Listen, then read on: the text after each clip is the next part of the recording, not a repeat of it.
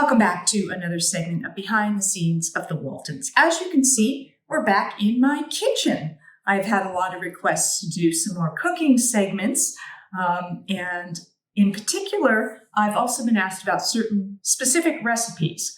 So, you may have heard the rumor, and it's true, that we are working on a cookbook. Some of the cast members are getting involved in creating a sort of a Waltons cookbook. There'll be some recipes from the Waltons and then just a lot of some of our personal favorite recipes, some of which I have shared already here, some soup and some lentil Mediterranean salad and things like that. We're going to be kind of talking about different things that can be made and enjoyed at different holidays during the course of the year. So today I'm tackling something that's kind of above my skill set normally. Although I do sometimes bake, I don't typically bake really complicated things. I have been asked if there is a recipe for Olivia's raspberry cake that she won first prize in the episode The Prize.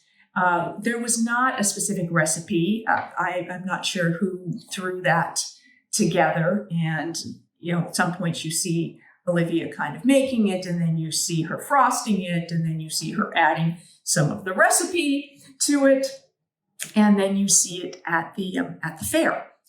So I reached out to a dear friend of mine, Megan Briones, who is not only a wonderful baker, but first and foremost, a wonderful performer. She is an actress, a fabulous singer, and she told me that she bakes. So I reached out to her and I said, hey, could you help? Could you create a recipe for this raspberry cake? And so she took that on and shared with me this fabulous recipe that she created. So I am going to do my best to recreate it here today. And it has lots of steps. So I'm going to move through this, and this recipe I will share in the note overview section of this video, but it'll also be in the upcoming Waltons cookbook. I realized in looking through this recipe that there's different stages that have to happen at different times. So the first step was to create this raspberry sort of layer, this jam sort of filling. And Megan doesn't do anything already prepackaged, so all of this is from scratch. So a couple days ago, I put together the section that is the raspberry cake filling, and that is 1.5 teaspoons of water, 1.5 teaspoons of cornstarch, and those get whisked together until the cornstarch dissolves. Then 3 cups of fresh raspberries, a 1/3 cup of granulated sugar, a teaspoon of lemon juice, and those all get put in a saucepan and over medium heat combined until the raspberries are mashed, and you boil it for 5 minutes and stirring it occasionally. And then you take it out and you add 1/2 teaspoon of vanilla extract and optionally 1 to 2 teaspoons of Chambord, which is a raspberry flavored liqueur. And then it has to go in the refrigerator from minimally about 4 hours up to about a week. So, hold on. Ta-da! So a few days ago, I did this portion of the recipe, and this has been chilling in my refrigerator for 2 or 3 days now until I had an opportunity to get back to making the next portion of this cake. So I'm now going to move on to the cake, the actual vanilla cake that is going to form the base of this recipe. As I start on the cake portion of this, I have used baking spray to spray the pans, 3 8-inch pans, and then with a piece of parchment paper in the bottom. And the oven is preheating to 350 degrees. Next step is that in a large bowl, we are going to whisk together 4.5 cups of cake flour and 3 3/4 teaspoons of baking powder, plus 2 1/4 teaspoons of kosher salt. So I'm just going to whisk these together and then set that aside. All right, what we are doing now is in this mixer, I am on a paddle blade, I am blending together 1.5 cups of unsalted butter, softened, 1/3 cup of grapeseed oil, 3 cups of granulated sugar. So, and then we're just going to let this do its thing for about 3 or 4 minutes until it says it is fluffy, and stopping to scrape occasionally as needed. Now we're going to add in 3 large eggs, one at a time, and we're going to beat it well after each individual one. After mixing in the 3 large eggs, we are now going to add 9 large egg yolks. And again, beat each one in separately until they're done. Now with the mixer on a low speed, we are going to gradually add the flour mixture to the butter mixture, alternating with the buttermilk. So it's going to be 2 cups of buttermilk, beginning and ending with the flour mixture and beating until combined after each addition. So here we go. I'm going to start with some of the flour mixture and get it going on a low speed. So we'll let that mix in. Now I'm going to add just a touch of the buttermilk. And I'm just going to continue alternating these back and forth until it is all blended in.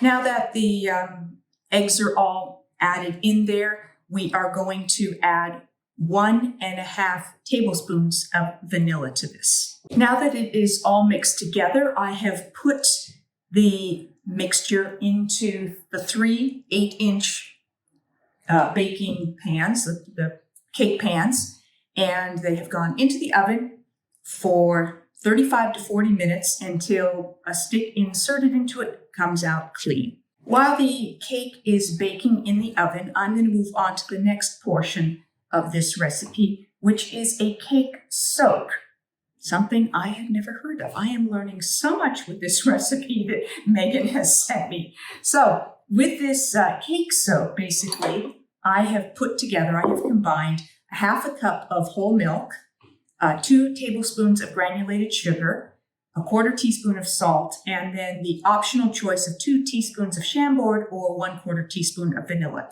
And then basically it is whisked together until the sugar dissolves, at which point it goes into the refrigerator until it is ready for use. So I'm just going to whisk away here until it's done and throw it in the refrigerator. Now that the cake's layers are cooled and set aside, I am going to start making the vanilla buttercream frosting. So to start with, it is 4 sticks of unsalted butter, and I have put them into the mixer.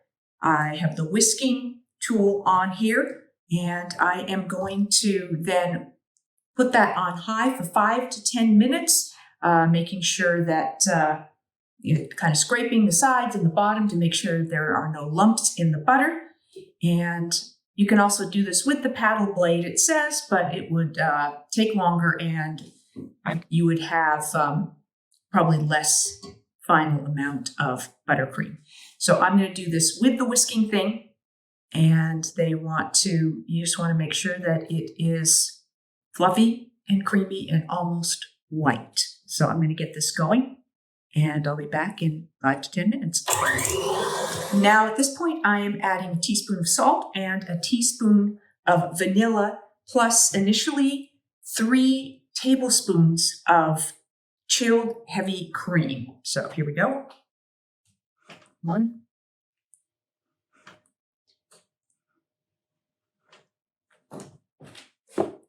And then I am going to whisk this until this is fully blended in.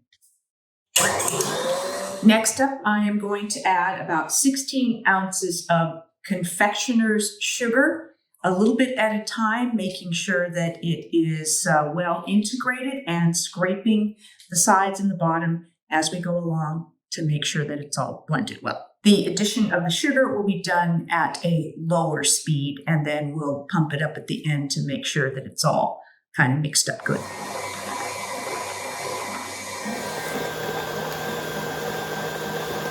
Now I have taken aside most of the buttercream, and I have left 3/4 of a cup in here. I am adding 3 tablespoons of crushed dried raspberries, and then I am adding the optional 1 tablespoon of Chambord, and now I am going to mix this together.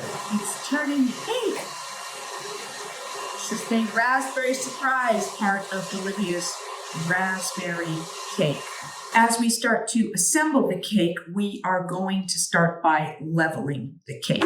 So I am using a long sort of bread knife here, and this will also make it easier for that cake soak that I put into the refrigerator some time ago to actually soak into this cake. So now I have a whole piece like a cake pancake, and look at that, a nice level layer of the cake. So now I'm going to start assembling. The first thing I'm going to do is with a pastry brush here, I am going to soak on about 1/3 of this cake soak onto the leveled side of the cake. Now I have put a very thin layer of the raspberry buttercream as a layer on this to protect it from the jam, which is going to be the next piece that I am going to add to this layer. And now, using a piping bag, I have put just a border around the edge of this to create a barrier for when I put the jam in, which is coming next. Now I am spreading, it says about 1/4 to 1/3 of a cup of the raspberry jam into this little area that I have now created by putting this piping edge on here. So there we go. There is one of the layers. And now I am going to repeat all those steps on the next couple of layers. Now I have put a thin crumb coat on the entire cake, and it will now go into the refrigerator for 30 minutes to set, so that then when I do the final icing on it, there will be no crumbs in my buttercream. Okay, I have now frosted it. Look at that. Isn't that cool? Now I'm going to decorate it. So now we're just going to put raspberries around the cake. Okay, it is now all decorated, and it is heading back into the refrigerator. And once it is fully set, it'll be taste test time. So not too bad. It looks good. I'm impressed. It was a lot of work for me, but I can't wait to see if it actually tastes as good as it looks. I mean, maybe I could challenge Mama for, my raspberry cake here.